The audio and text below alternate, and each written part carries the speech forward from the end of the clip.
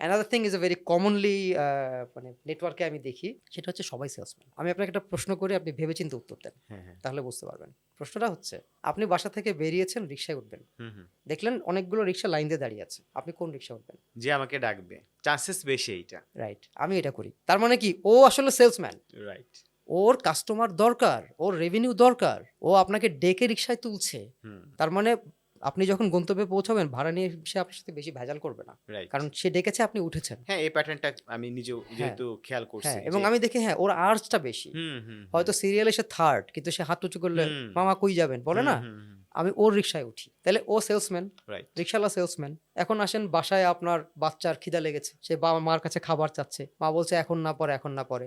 ওই বাচ্চা যদি বেশি ঘ্যান ঘ্যান করে, তাহলে খাবারটা সে আগে পাবে। জি। রাইট? হুম। তো আমরাও তো কাস্টমারের কাছে ঘ্যান ঘ্যান করে পেমেন্টটা নিয়ে আসি, কারণ রাইট। কাস্টমারদের ফান্ড থাকে খুব লিমিটেড। হুম, হুম। তারা এভাবে দেখে, যে সাপ্লায়ার বেশি ঘ্যান ঘ্যান করবে, ওকে টাকা দিব। রাইট।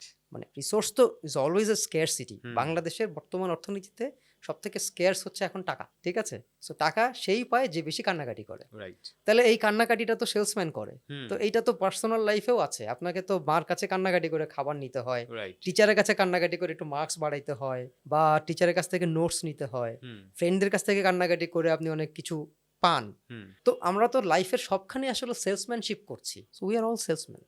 রাইট। আপনার এটাই বোধহয় হ্যাঁ, প্রশ্ন ছিল। রাইট। আমি লিঙ্কডইনে সেদিন একটা পোস্ট দিয়েছিলাম যে যখন ইন্ডিয়াতে আমাদের দেশের রোগীদের যাওয়াটা বন্ধ হলো, তখন আমি বললাম যে বাংলাদেশের ডাক্তারদের এবার একটু টনক নড়া উচিত, কারণ ইন্ডিয়ার ডাক্তাররা রোগীদের সাথে খুব ভালো বিহেভ করে। হুম, হুম, সো তারা কাস্টমার বেশি পায়। হুম, আর বাংলাদেশের ডাক্তাররা খুব ব্যস্ত।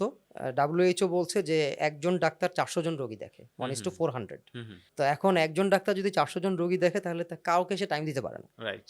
ঠিক আছে? আবার আরেকটা প্রবলেম হচ্ছে যে কিছু ডাক্তার রোগী ঠেলে পারে না, কিছু ডাক্তার রোগী পায় না। হুম। এখানেও একটা ইমব্যালেন্স আছে। সব ডাক্তার যদি একটু নিজেদের মধ্যে রোগী ডিস্ট্রিবিউট করে, ধরেন বড় ডাক্তার যিনি, উনি সহজ রোগীগুলোকে দেখবেন না। হুম, হুম, হুম। উনি সহজ রোগীদেরকে বলবেন, তুমি আমার জুনিয়রের কাছে যাও। রাইট। জুনিয়রকে বলবেন, কঠিন রোগী নিয়ে তুমি হ্যান্ডেল করো না, তুমি এগুলো উপরে রেফার করো। এটা রাইট। প্র্যাকটিস আছে। হুম। তো ডাক্তাররাও কিন্তু সেলসম্যান, এবং ডাক্তারদের মধ্যেও এই সেলসম্যানশিপটা কাজ করে। রাইট। কেউ সচেতনভাবে করেন, কেউ অবচেতনভাবে করেন, এবং ইন্ডিয়া ব্লক হওয়ার পরে এটা আরো এখন মানুষকে আরো সচেতন করছে যে ইন্ডিয়ানরা এত কাস্টমার কেন পাইতো, কারণ বাংলাদেশের ডাক্তারদের কাছে মানুষ যেতে চায় না বিভিন্ন কারণে। রাইট। সময় কম পায়, ডাক্তাররা বেশি কথা শুনতে চায় না, ডায়াগনোসিস করতে চায় না, আসলেই বলে যে আগে টেস্ট করে নিয়ে আসেন। হ্যাঁ, তো এই অ্যাটিটিউডগুলো চেঞ্জ হলে কিন্তু তাদের সেলসম্যানশিপ আরো বেটার হবে। রাইট। Same for engineers. আমি তো ইঞ্জিনিয়ার, আমি ইঞ্জিনিয়ারদের গল্প বলি। ইঞ্জিনিয়াররা তো বিল্ডিং ডিজাইন করে, সব ইঞ্জিনিয়াররা কেন ক্লায়েন্ট পায় না? এই বুয়েট থেকে আমরা কতগুলো বন্ধু বেরিয়েছি, সবাই কেন বিল্ডিং ডিজাইন করার কাজ পাই না? কারণ এক হচ্ছে যে আমরা ওইভাবে সেলসম্যানশিপটা শিখি নাই। হুম, আমরা জানি না কিভাবে কাস্টমারকে